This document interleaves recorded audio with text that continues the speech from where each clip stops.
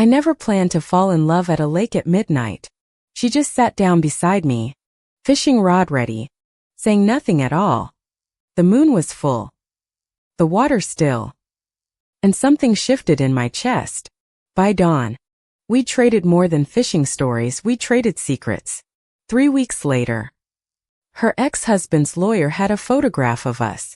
My mother was running for city council on a family values platform.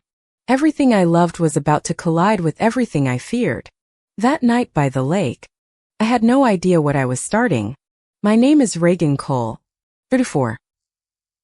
A photographer who'd spent a decade photographing everyone else's happiness instead of building my own. That June, I drove to my late grandmother's cabin on Cedar Lake, Minnesota. Running from a breakup and from a family who'd never known the real me. The dock creaked under quiet footsteps around 11, and a stranger dropped her tackle box beside mine without asking permission. Mind if I fish here? Best spot on the lake, she said, moonlight catching the silver in her dark hair. I shrugged, expecting silence, but she settled in like we'd known each other for years, not minutes. Her name was Josephine Hart, Joe.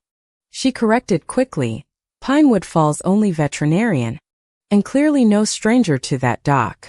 We talked about nothing at first, bait, weather, the way the moon turned the water into hammered silver.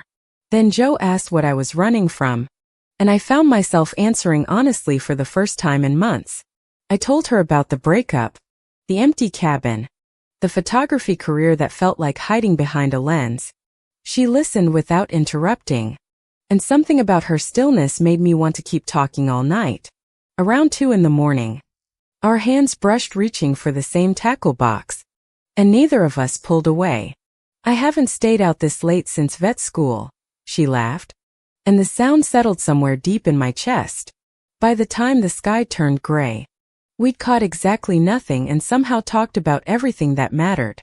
Jag stod, brushing sand off her jeans, and asked if I'd be at the lake again tomorrow night. I said maybe, though we both knew that was a yes dressed up as uncertainty. She left first, glancing back once, and I sat there long after she disappeared into the tree line. I told myself it was nothing, just 2 strangers killing time, but I didn't believe a word of it. 2 nights later I was back at the dock before dark, telling myself it was only for the fishing. Joe showed up exactly at 9, tackle box in hand. Like we'd made a plan, neither of us spoke aloud. Over the next 2 weeks, the lake became our unspoken meeting place. 4 or 5 nights out of 7, I learned Joe had grown up in Pinewood Falls, left for college, and come back after her marriage fell apart. She had a 7-year-old daughter, Emmy, who thought her mother worked with animals because she loved them more than people. Joe laughed when she said that, but something guarded flickered behind her eyes whenever Emmy's name came up. I told her about my mother, Diane, a city council candidate in Ohio who valued appearances above almost everything else. She doesn't know, I admitted one night, watching Joe's face carefully for judgment that never came. Neither does most of this town, Joe said quietly, and for a moment we understood each other completely. We started bringing coffee instead of bait, admitting the fishing had always been an excuse to sit together. One night Joe brought an old Polaroid camera and made me photograph her laughing, said she wanted proof this summer happened. I found myself photographing her constantly after that, her hands, her profile against the water, the way she tilted her head listening. At the town diner, the owner started setting 2 coffees down before I even ordered, assuming Joe would follow. Joe's best friend Dana teased her about her new fishing buddy, with a knowing smile that made Joe blush. I met Emmy by accident at the hardware store, a small serious girl who studied me like she was deciding something important.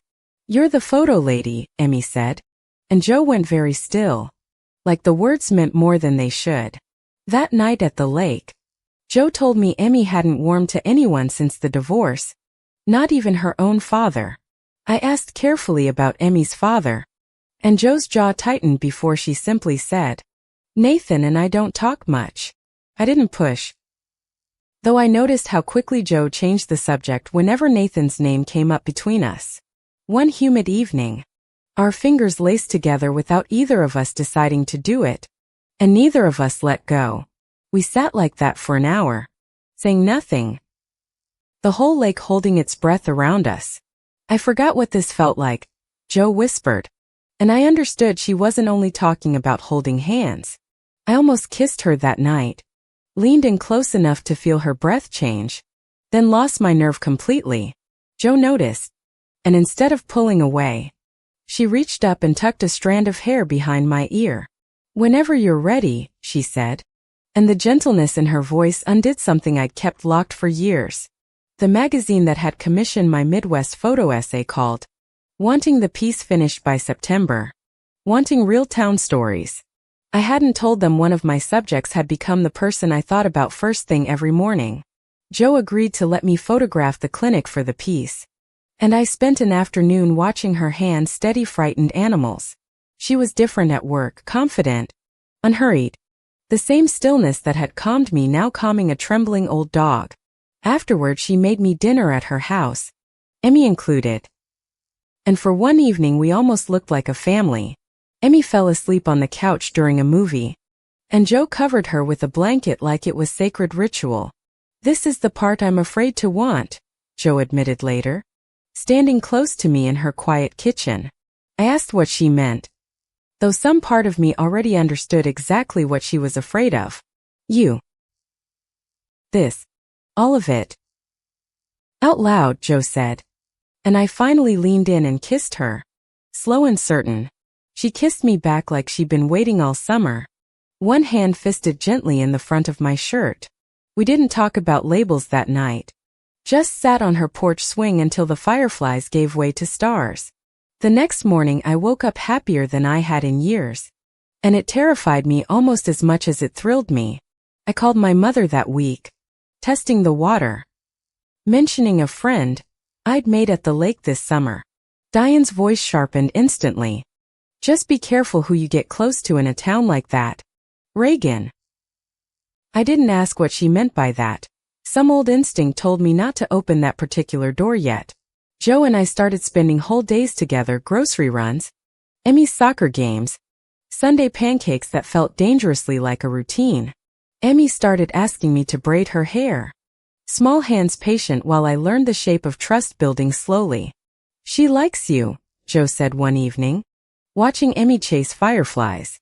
"She doesn't like people. She likes you." I told Joe I loved her for the first time on the dock, the same spot where we'd first met. Joe went quiet for a long moment, then said, "I've loved you since the second night. I just didn't say it." We were careful in public still. Careful with Emmy. Careful with the town. But private moments felt like enough. I started imagining a life in Pinewood Falls instead of just a summer, and that thought scared me more than losing Joe would. For a few weeks that August, I let myself believe the hardest part was already behind us. The trouble started with a photograph, not one of mine, but one taken by someone in town at the diner. Dot's teenage nephew snapped a picture of Joe and me holding hands at a corner booth and posted it online. Within 2 days, half of Pinewood Falls seemed to know. Whispers trailing us at the grocery store and the gas station. Joe's clinic saw 2 cancellations that week. Longtime clients suddenly switching to a vet 40 minutes away instead. Nathan called Joe furious, demanding to know if their daughter was being exposed to something he called inappropriate. Joe came to the lake that night pale and shaking, saying Nathan had mentioned lawyers, mentioned custody, mentioned unfit. "He can't actually do that, can he?" asked, though the fear in Joe's eyes told me she wasn't sure. Joe pulled her hand back from mine for the first time all summer, and the distance felt like a physical wound.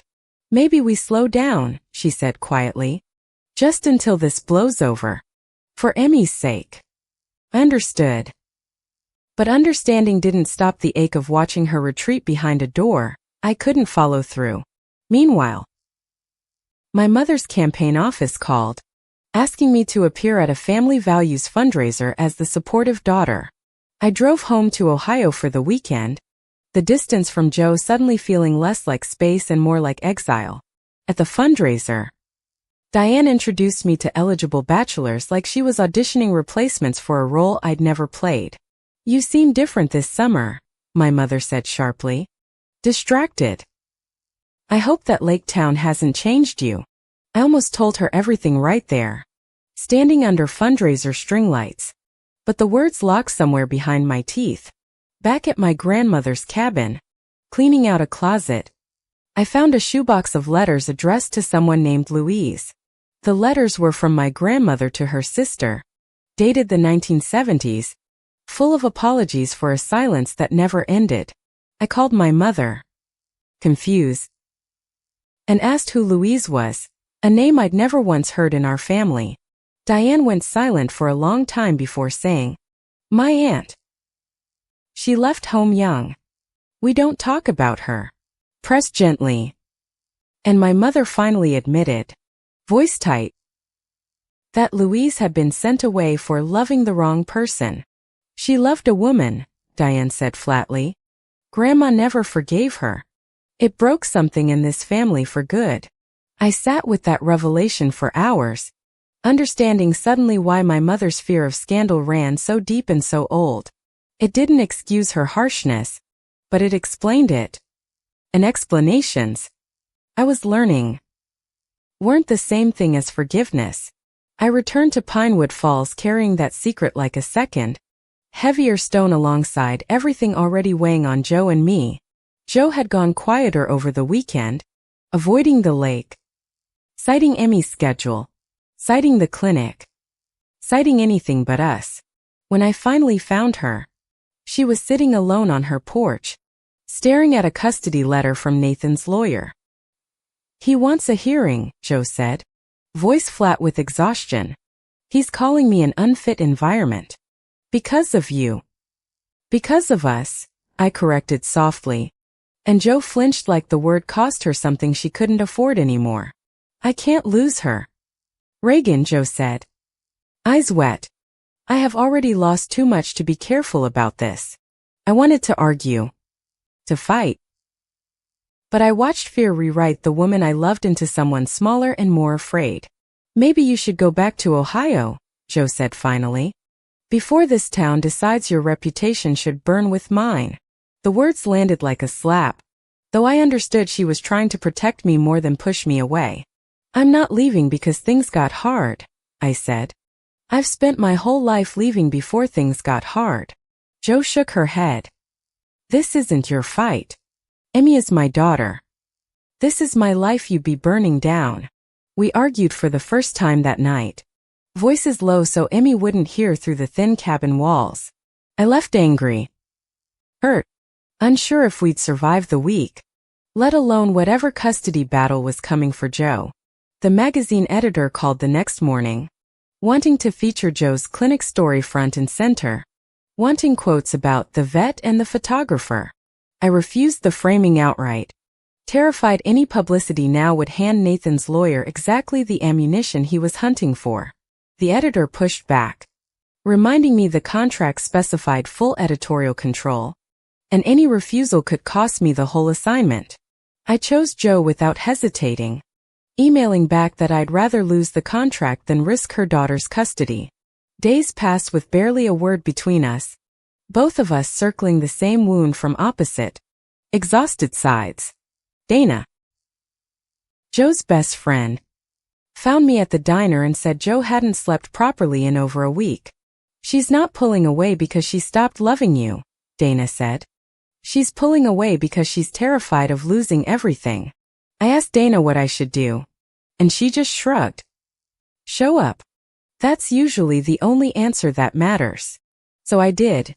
I showed up at Joe's door with takeout and no expectations, ready to simply sit in the silence together. Joe opened the door, exhausted, surprised, and something in her shoulders finally loosened at the sight of me standing there. "I'm still scared," she admitted, letting me in. "But I'm more scared of pushing you away than of Nathan's lawyer."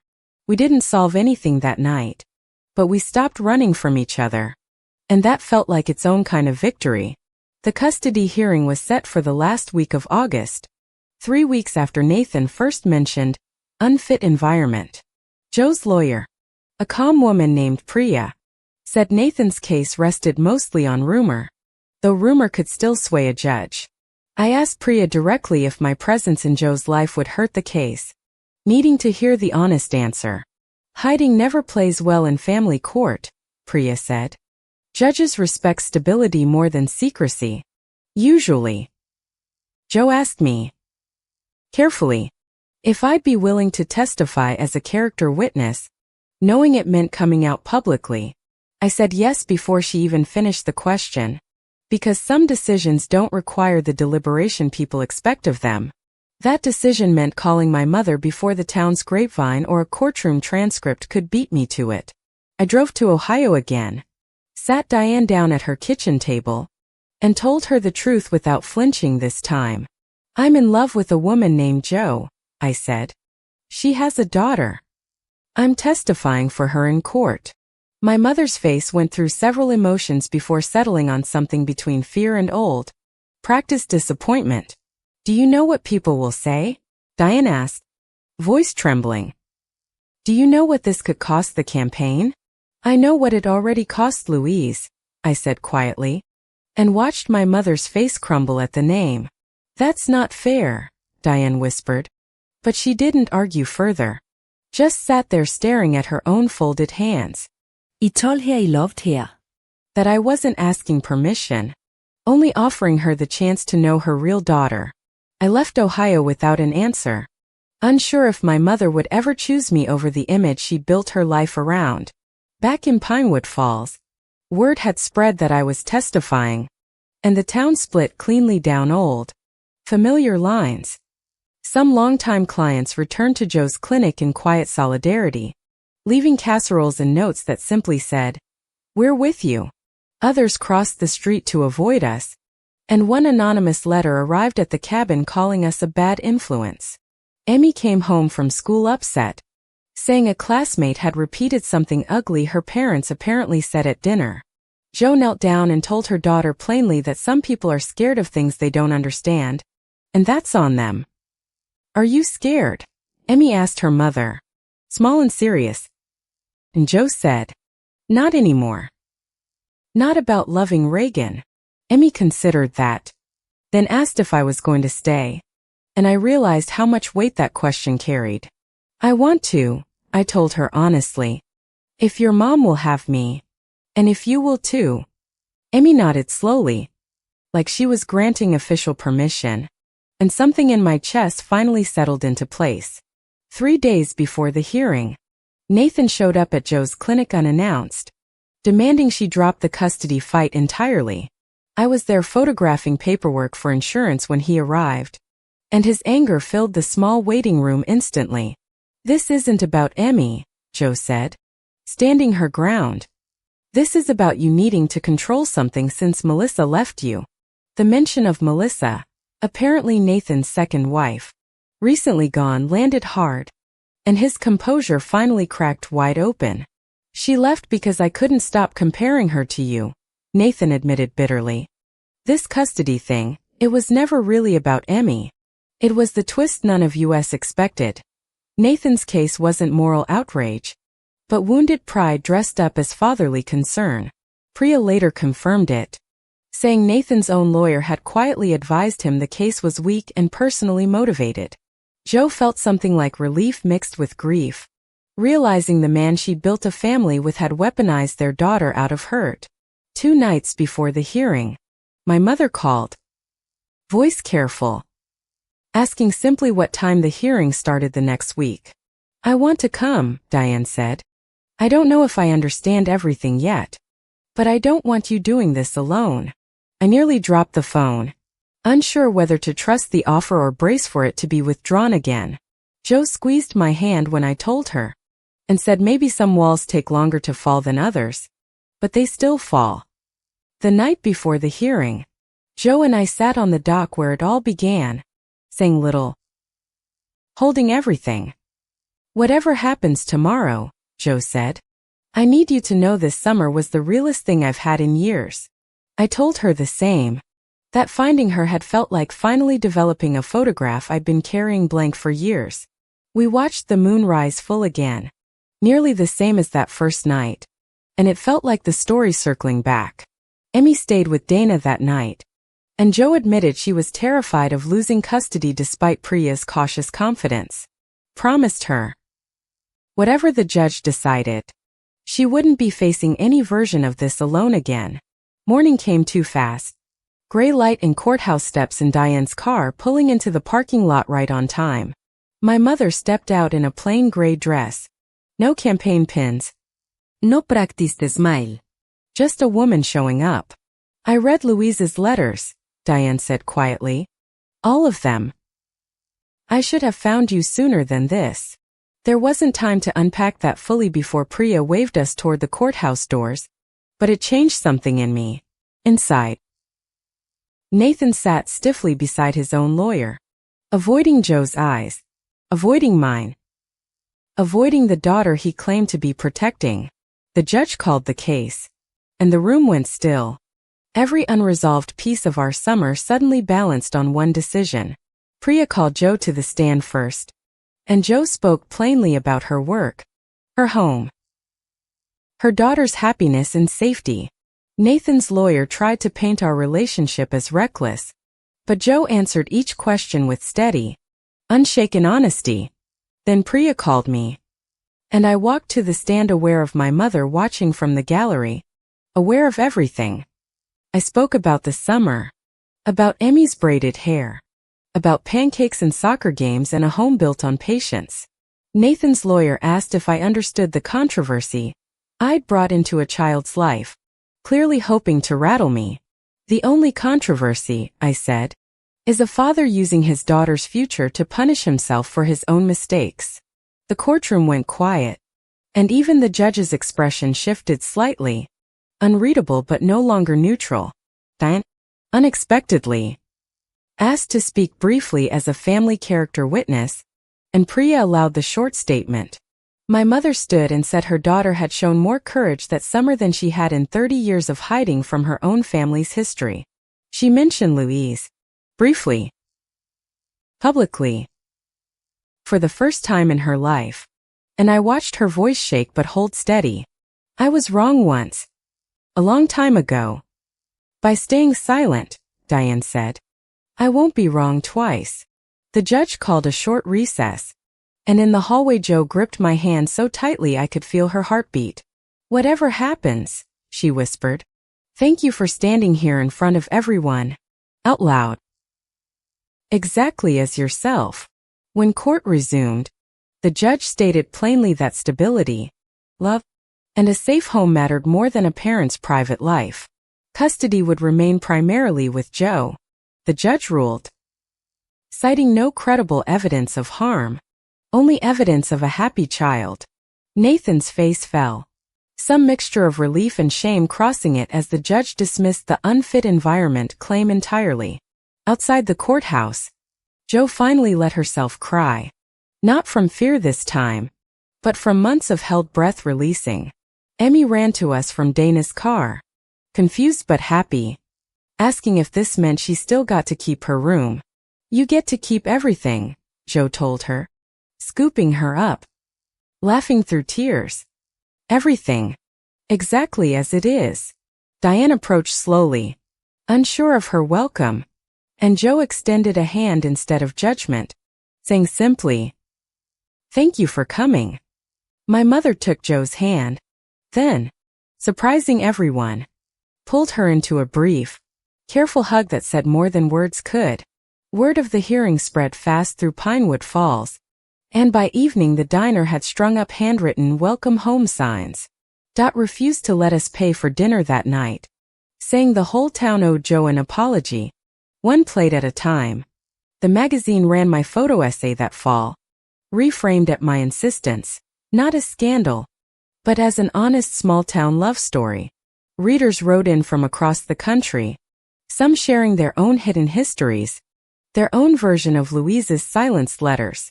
Diane didn't win her council seat that November, but she said losing it felt lighter than the years spent hiding Louise. She started visiting Pinewood Falls occasionally, learning to braid Emmy's hair badly, laughing at her own clumsy, late attempts at love. Joe and I moved in together the following spring, blending two lives that had somehow always been circling toward each other.